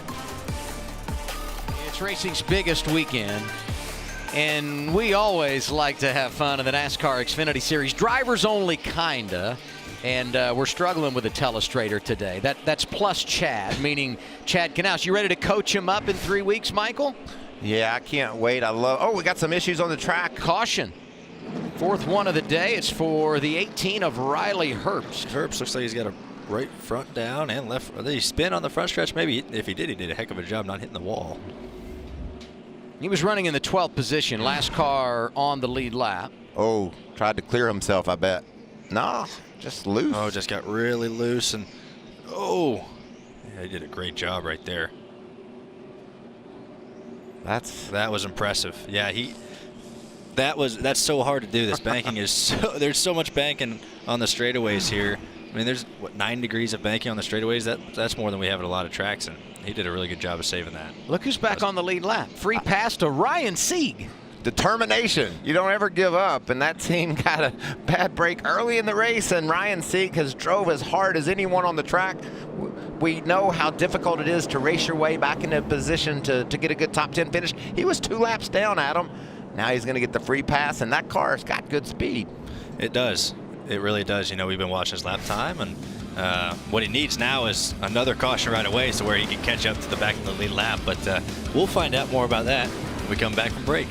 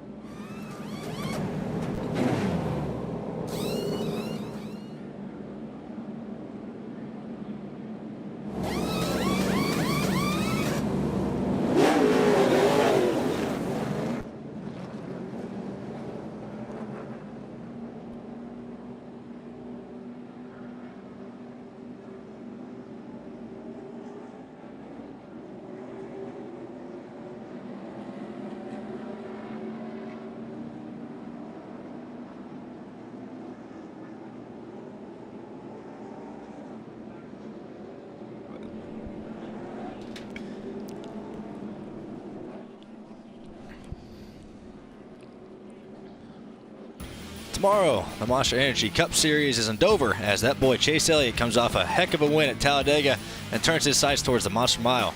Catch the action next Sunday at 2 p.m. Eastern, 11 a.m. Pacific on FS1 and on the Fox Sports app.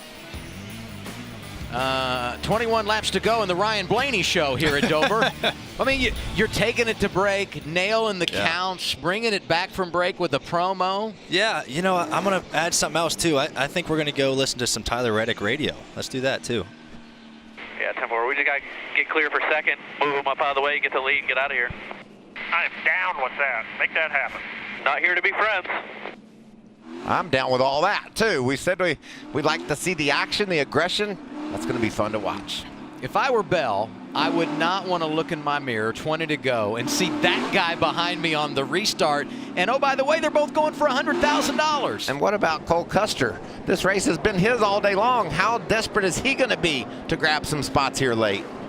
Yeah, this is going to get really exciting. You know, you got two guys going for $100,000 on the top, and it just all depends what, you know, restart they get, and if third and fourth get a good restart too, and they get a push. You know, you can push people here pretty solid. So yeah, it's going to come down to not spinning your tires. That's the biggest thing you can do right now. Briscoe right there as well. Greg Alding hopes they all crash and he can win the $100,000. Keep the 2. Still inside. Good start. Make sure you hit your exit. Don't hold them tight. Yeah, it's a great start by Christopher Bell right there. Still inside. 00. Clear. Lane defense. Clear on exit. Clear high. Clear by 2. Clear high. Clear high. Allgaier pops the wall. Here comes Reddick to the inside for second. Even. Door going to hold you tight there. Oh, he's going to get loose. Oh, really tight. Even. You're all right. Hold on. Boy, that thing was dancing. One back. Going to be top of 3 here. Exit. Clear down 1 lane. Still check out Chase Briscoe getting in the third. 3 wide. 98 comes driving through. Chase Briscoe finds himself in the third position. I'm afraid there's enough damage to that 7 car of Allgaier when he bounced off the wall. Pretty big wreck behind. And the caution is out.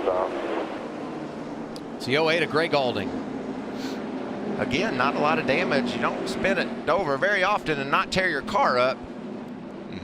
Vinnie Miller got a piece of that as well. I feel bad because I said Greg Alding thinks there could be an issue at the front with all those guys racing together, and he could come through and win the $100,000, and he's the one that had a little bit of a problem there. Yeah, we saw a little bit of a tire rub on the 7 right there. I think he's going to have to pit. I think there's enough damage where he'll have a flat. I know he can't win if he pits, but look how hard he hits the wall right on that right rear. And I know these, you know, composite bodies are durable and they kind of pop right back out, but that was a pretty hard hit. And for it to be smoking a little bit under caution here, you got to think there's so much load that the fenders are going to start rubbing on the tires. And I don't know if we can see a right side shot of that car and kind of see if it's clear or not. But yeah, that was a big hit, just trying to clear himself. And that's what happens.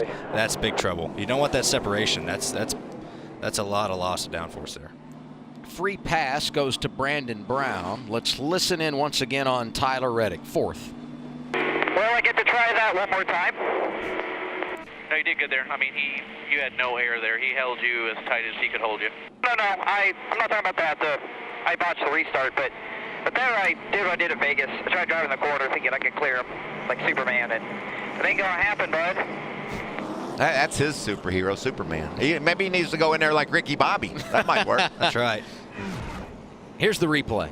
This is what he was talking about, driving in there like he could clear him, and obviously it didn't work. And he just does an amazing job saving that race car. Yeah, he did. You see some great saves out of Tyler Reddick. He can drive a sideways race car anywhere, and that's what I was talking about. They just you just hold each other so tight that bottom car just gets really loose, and I don't think she's very happy with that caution coming out.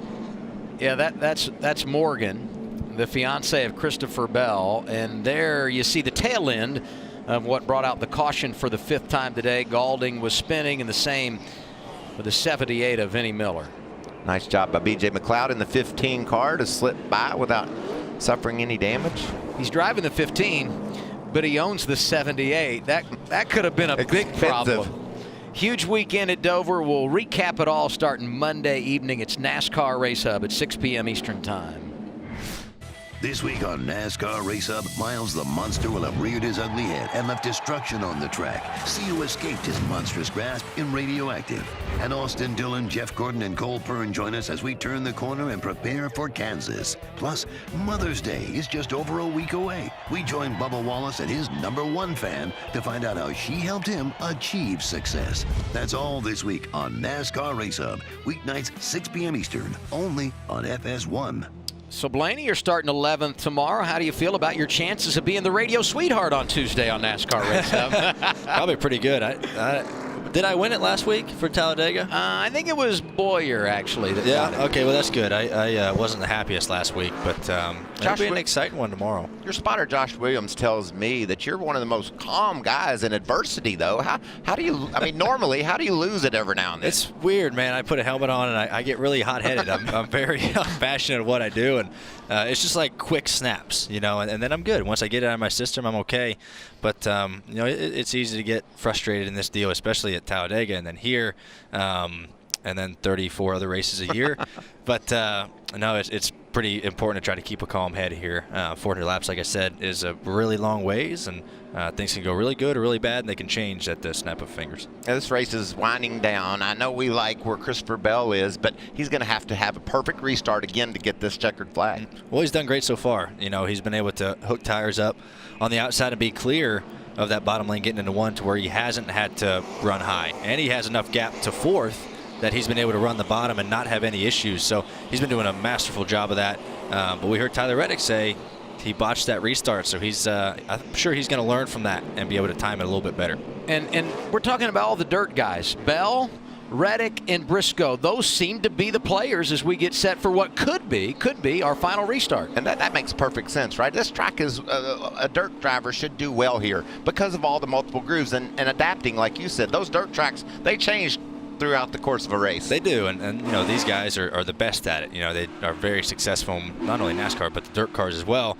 And you know, the rear tires, when they get hot, they pick up all that rubber, and so you hear Justin Allgaier always spinning his tires, trying to clean that rubber off, just so you don't spin it coming out of turn 4. So it's the best guy who can kind of be really easy on that right foot and the throttle pedal to accelerate and get up through the gears. I know Bell didn't want this caution, but I kind of like a late caution to see what happens. He takes the outside lane. Allgaier down to his inside. Reddick and Briscoe up there as well. Look like Bell's really trying to hold Allgaier down, and remember, he's got that damage. Oh, that's a great restart by Justin Allgaier right there. Getting a push as well. He might get put 3 wide. 7, full. Little free underneath you, quarter.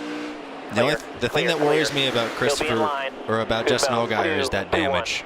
I'm afraid he might not have enough to lean on that right rear. I'm just afraid that tire will blow out. I mean, that tells you a lot about these composite bodies, their resilience. He's able to hit the wall that hard, but yet still able to keep on racing. Yep. You remember when he won the Dash for Cash at Bristol? The excitement, the emotion of his fiancee, Morgan. She lives every lap as if it's the final one, and there'll be 12 remaining this time for the kid out of Norman, Oklahoma. You know, Adam, when he showed up in the Truck Series a few years back, we said, this kid's the deal. He's for real. He's going to not only be a Cup driver, he's going to win Cup races. Now it's time to close here at Dover. So many rumors about his future in recent months. He's not talking all about it. He is content, lives in the moment, and trying to close the deal for what would be his 3rd win of the season. You know, Allgaier is actually holding on a lot better than I thought he was going to with that damage, and you know, the tire's not rubbing. He's holding pace with Christopher, which is actually really surprising to me, but he's driving his tail off right now trying to get to him. Well, to overcome that bounce off the wall and to be able to still be in position to challenge for this victory says a lot about that young driver. Here we see Custer trying to fight back to get to 4th. These are teammates here.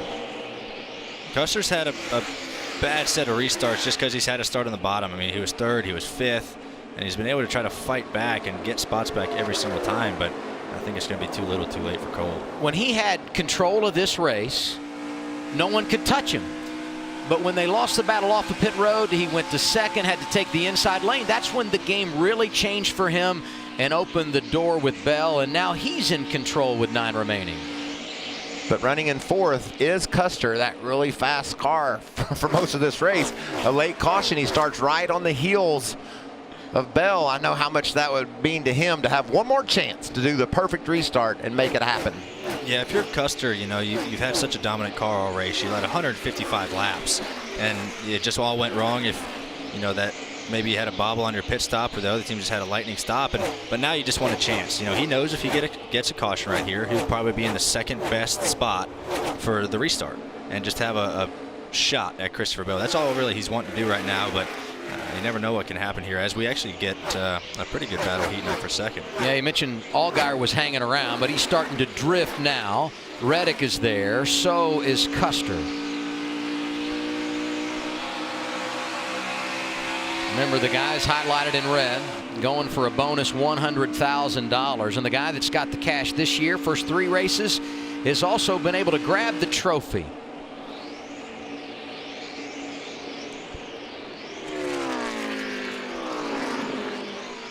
How hard is it to just run off 5 laps and hope nobody behind you makes a mess out of the racetrack so you can just finish this off? Yeah, that's you're just thinking about hitting your line. You know, your spotter's telling you how far back. You know, he knows that he has over a second lead, and he's just doing the best he can to be smooth. And that stuff is in your control. The other stuff is out of your control. If there's a caution or things like that, and then you have to reset and be like, okay, this is what I have to do for the restart to nail it. But right now, you're just trying to hit your marks and maybe save a little bit of tire to make sure if there is a late race caution that you have a little bit of tire left. This is for third. Custer, who started on the pole, working to the inside of Reddick. And if you're just joining us, Custer not only led him to the green, he led the first 155 laps of the race and swept the first 2 stages. Just can't get it done. Can't make it stick on the bottom when he needs, and wasn't really a groove up top for him. Gonna keep trying though, for sure. 3 left for Christopher Bell.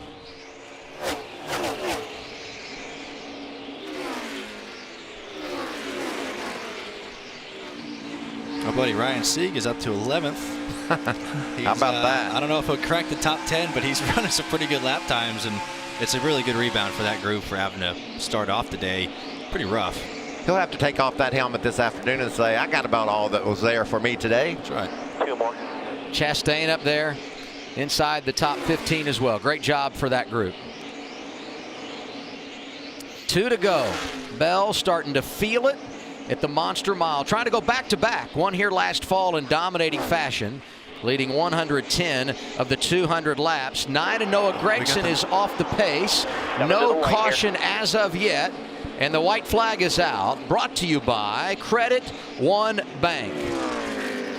You know, Clear. You watch. White flag comes back no matter what. He pancaked and drug the top of 3 and 4. Just run bottom over here regular by 20. Smooth corner.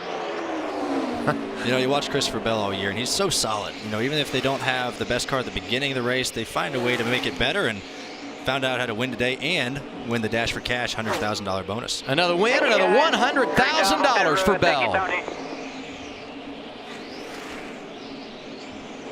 And spinning at the checkers is the 8 of Zane Smith.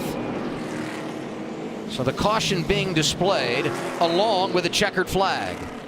Zane spun around and took the 8th position, I believe, so he's in the top 10. No, that's unfortunate. You run all day clean. I'm not sure what happened there off of 4, if he got hooked or what. I think we have a shot of it here. Oh, racing really hard with John Hunter Nemechek, and it's like he just gets really loose trying to get back into the gas, and they make contact. Both those cars got pretty good licks. Unofficially, and I say unofficially because it happened right at the start-finish line, so since they crossed, I guess we can safely say officially they will be 8th and 9th in the final rundown. Look like maybe Nemechek 8th and Smith 9th. I believe that's the way it will be here. Celebration is on for Christopher Bell. 3rd victory of the season, the 11th of his career, and he's picked up another $100,000.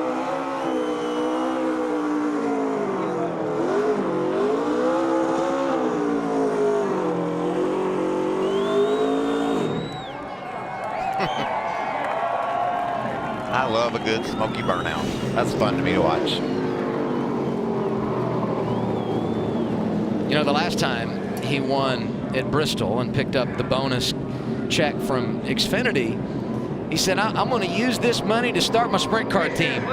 And he had a bunch of kids calling him saying, I want to drive for you. He said, whoa, whoa, whoa, I'm not quite ready to get there yet. This will no doubt pad the pocketbook. Well, it's a good investment, right? And you got to appreciate, he wants to start his own sprint car team and, give back to where he came from. And I know he still races a lot of sprint cars and midgets nowadays, and wins in those, wins in NASCAR side, and it looks like he's going to go give a checkered flag to a young fan here.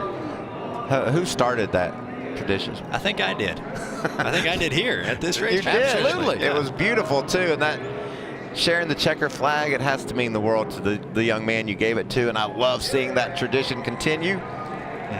Kept it in the family. Yeah.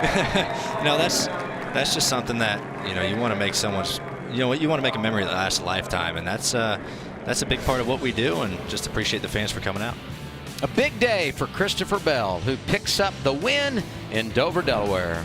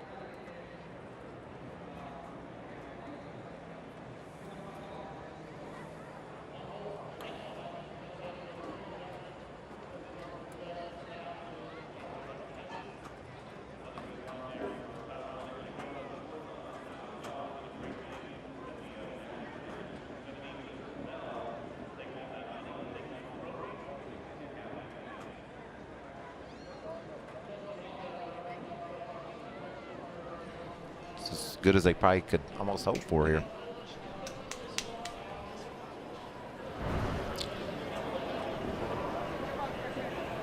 He's done it again. Christopher Bell takes home the checkers at Dover, and he's in victory lane, Matt.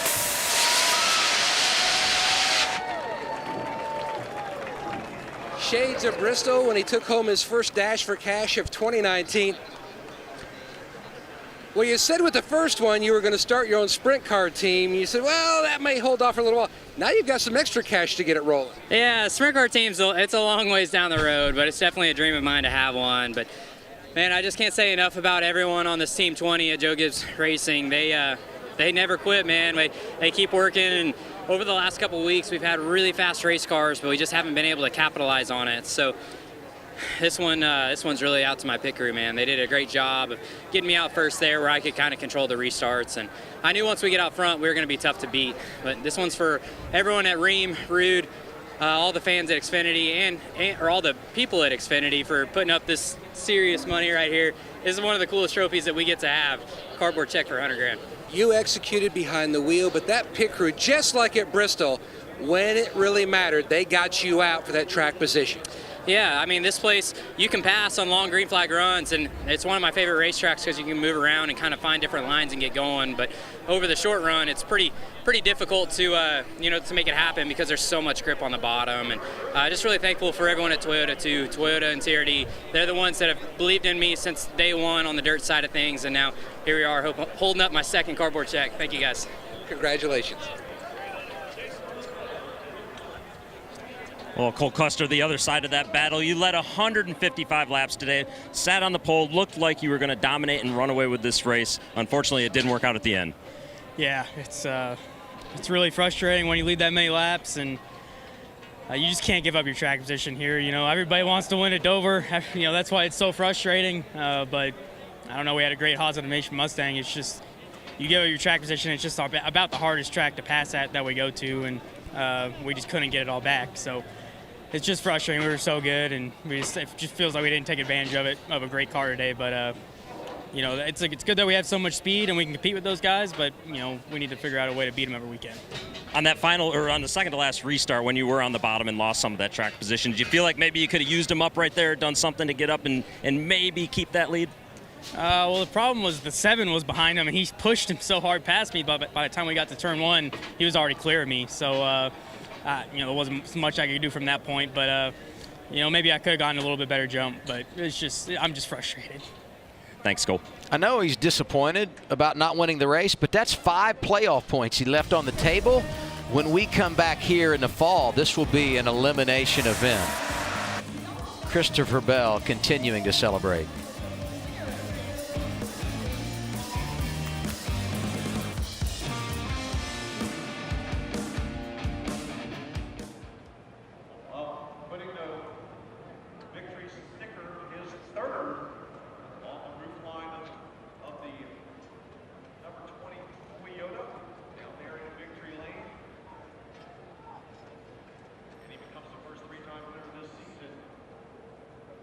Regular Xfinity drivers, Bush with 3 wins in that division, but again, not running since he is in the Monster Cup division.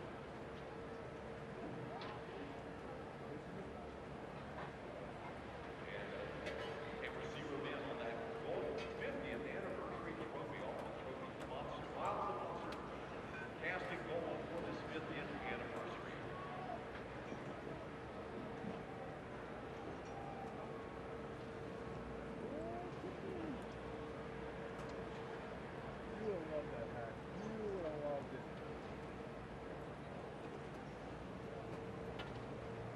Christopher Bell still enjoying the photo ops down there in Victory Lane.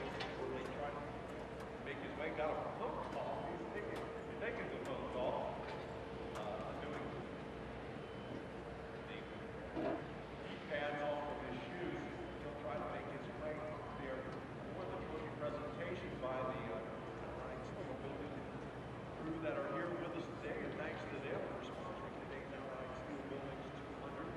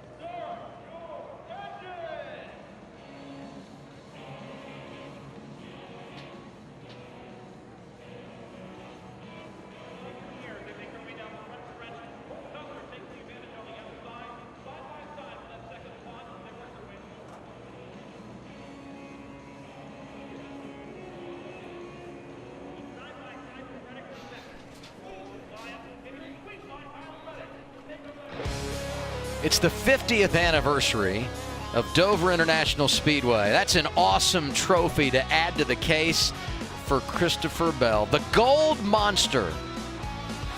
And I say tongue-in-cheek, here are the rich kids. Bell twice this year picking up the bonus. Custer did it at Richmond, and last weekend it was Tyler Reddick. We said they're the big three. They've now won 4 races in a row, Michael. Yeah, and they certainly have proven that you're going to have to beat those guys if you want to be champion. And one guy that is a part of that is Tyler Reddick, and Matt Yoakum has caught up with him. And he walks away from Dover with his 7th top 5 finish of the season. And looking at big picture, great run today. But this is an important race. By the way, it is a little bit warm here. Payback's coming. But this is an important event in the fall. Yeah, absolutely. It's a good run for our team. This is a place we really struggled at in the fall last year in the playoffs that almost took us out of it.